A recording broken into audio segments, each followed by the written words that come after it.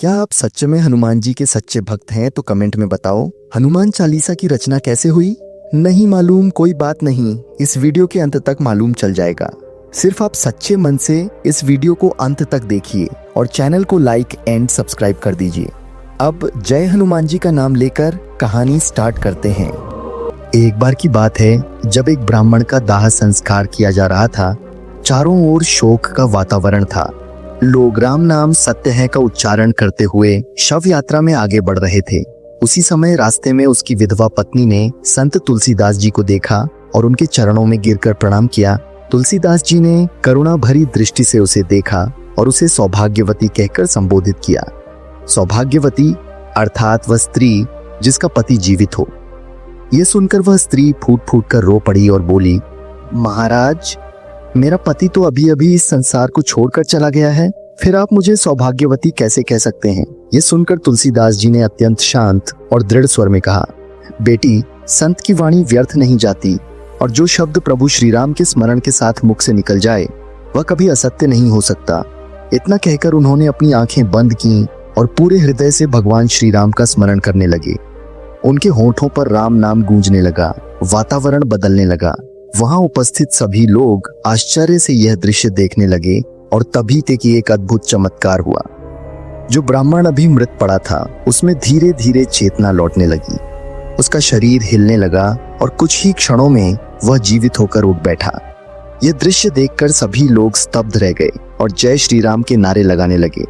उस स्त्री की आंखों में आंसू थे, लेकिन अब वह दुख के नहीं बल्कि खुशी के थे। यह चमत्कार चारों ओर फैल गया और हर कोई तुलसीदास जी की भक्ति और राम नाम की महिमा का गुणगान करने लगा।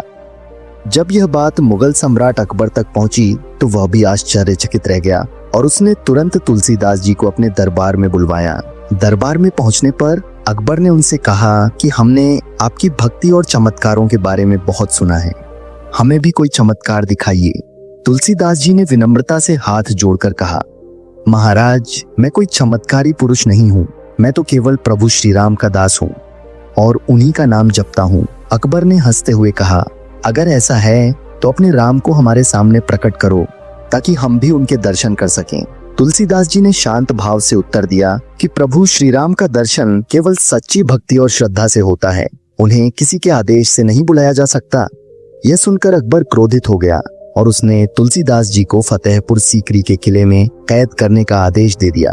कैद में भी तुलसीदास जी का विश्वास अडिग रहा। उन्होंने वहां बैठकर पूरे मन से भगवान हनुमान का स्मरण करना शुरू किया। उनके हृदय से निकली भक्ति धीरे धीरे हनुमान चालीसा के रूप में प्रकट हुई। वे लगातार 40 दिनों तक प्रभु का नाम जपते रहे और फिर आया वह दिन जब पूरी दुनिया ने भक्ति की शक्ति को देखा। अचानक फतेहपुर सीकरी में हजारों बंदरों की एक विशाल सेना आ गई। वे चारों ओर कूदने लगे, महल की छतों पर चढ़ गए। दरबार में हाहाकार मच गया। सैनिक डर गए, कोई कुछ समझ नहीं पा रहा था। पूरा नगर भय से कांप उठा। अकबर स्वयं घबरा गया और उसने अपने दरबारियों से इसका कारण पूछा। तब उसे बताया गया कि यह सब तुलसीदास जी की भक्ति का परिणाम है। उनकी भक्ति ने हनुमान जी को प्रसन्न कर दिया है और यह उसी का प्रभाव है। यह सुनते ही अकबर को अपनी भूल का एहसास हुआ। वह तुरंत तुलसीदास जी के पास पहुंचा, उनके चरणों में गिर पड़ा और उनसे क्षमा मांगी। तुलसीदास जी ने उसे क्षमा कर दिया और उसी क्षण वह बंदरों की सेना भी शांत होकर चली गई। अकबर इतना प्रभावित हुआ कि उसने तुलसीदास जी को सम्मान पूर्वक मुक्त कर दिया और एक फरमान जारी किया कि श्री राम और हनुमान जी के भक्तों को कभी कोई कष्ट नहीं दिया जाएगा।